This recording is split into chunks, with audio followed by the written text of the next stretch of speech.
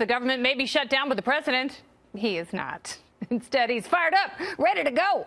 And today, he went on offense, blasting Democrats for standing in the way of his big plan for a beautiful wall. Early this morning, President Trump tweeted, quote, "Have the Democrats finally realized that we desperately need border security and a wall on the southern border? Need to stop drugs, human trafficking, gang members, and criminals from coming into our country. Do the Dems realize that most of the people not getting paid are Democrats?" A few hours later, he followed up with this doozy. "This isn't about the wall. Everybody knows that a wall will work perfectly in Israel. The wall works 99.9%.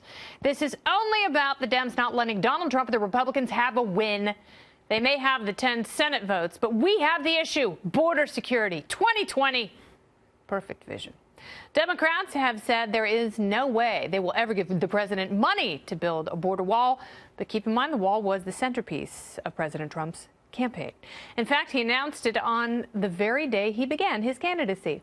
So if he fails to deliver on that promise, it could cause big problems for his reelection. But House Freedom Caucus Chairman Mark Meadows said there is no way the president will back down. Take it, Tom Petty.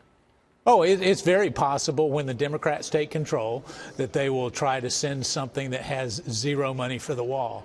But I've talked to the president. I've looked him in the eyes, and I can tell you that he believes that border security and making our communities safer is one of his constitutional mandates. And when you have a constitutional mandate, it's hard to go against that, no matter how compelling the reason. So with the government shutdown and Democrats taking control of the House in exactly 1 week, how will the president keep his wall promise? And what happens if he can't? Joining me now, former Trump campaign manager and co-author of Trump's Enemies, it is Corey Lewandowski. Corey, welcome back. Good evening. And good evening to you, sir. So how do you see this one ending?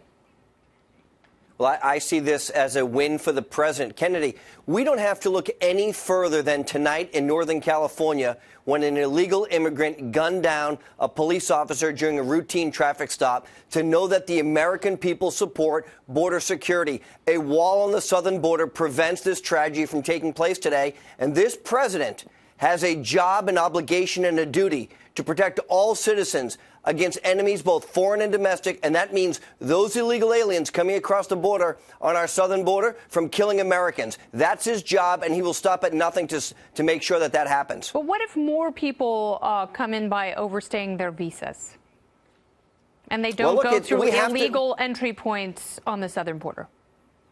We have to revamp our immigration system. We are the most generous country in the world. We accept 1 million immigrants a year, and we welcome them with open arms. But we have to have a system that makes sure when people come to this country, they are staying for the duration of the visa, and then we know where they are. Because what we've seen again today is thousands of illegal immigrants being released in Texas and New Mexico, out into the hinterland somewhere, and we don't know where they are. And here's the problem.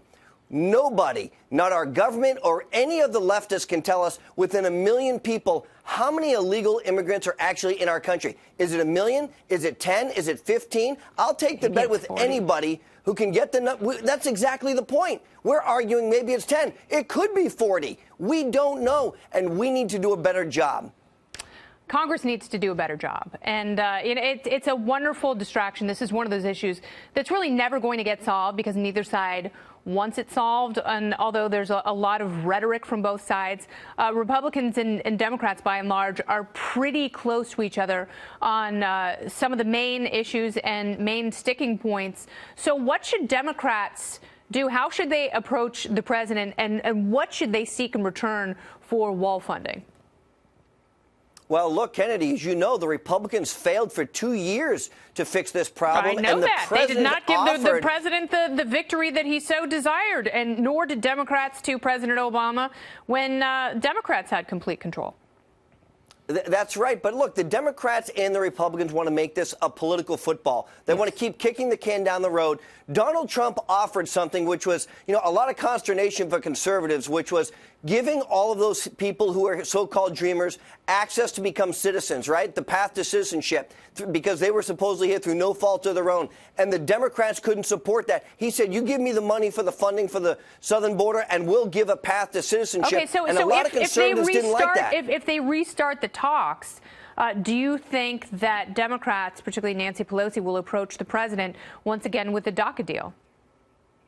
Look, of course not, because the bottom line is the Democrats don't want to solve this problem. They want cheap labor is what they want. They want cheap votes is what they want. And cities and states like California, who are allowing illegals more and more rights, including the right to vote, the right to drive, are giving the path forward to keep the Democrats in power in those states for a long, long time. So they have no vested interest in solving the problem.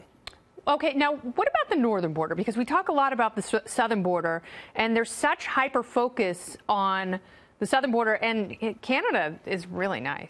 And there are some nice border cities in between the United States and Canada. Why wouldn't terrorists and gang members try and sneak in upstairs?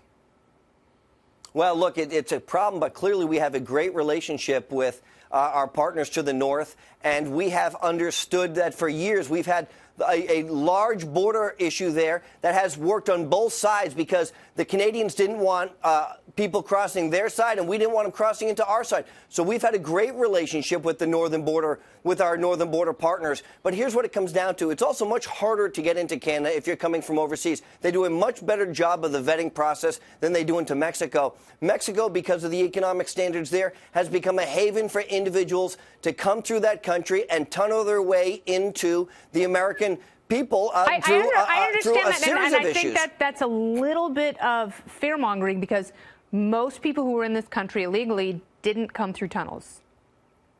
No, look, they came by overstaying their borders, by overstaying their visas. But the problem is this.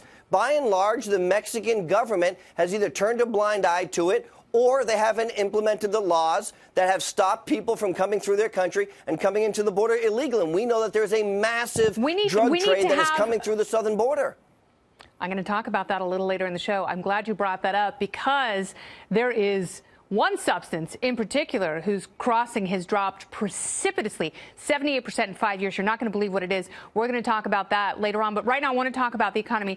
Corey, you would agree that the economy is great, right? Of course, yeah. We're growing at over 3%. We're the hottest economy in the world. And what we're doing to China is putting them under a box because of this difficult trade situation. And it's helping our economy and hurting theirs. Absolutely right. And you would also agree that we have more immigrants in the country than ever, correct? Well, there's no question about it. Do you think there's a correlation between the able bodies and the people eager to participate in the American dream and the health of the economy? Well, look, I can tell you this. I know that when our grandparents or great-grandparents came to this country, they tried to assimilate to the best of their ability, to find work, to make a better life for their children, their grandchildren. And they had the American dream in front of them. But they did it legally. And that's what the immigration system is about. Opening our arms, making sure we're welcoming the right people in, but making sure that they are contributing members of our society. We can't just take everybody in who doesn't want to work and doesn't want to produce. We should encourage people who want to come here and work. We should encourage people who want to break through a wall in order to make America better. I don't think the federal government has a great system for doing that right now. I don't think our vetting system is very good. I think there's too much bureaucracy, and I haven't heard a lot of solutions from either side. But I do share your belief and optimism. And Corey Lewandowski, thank you very much.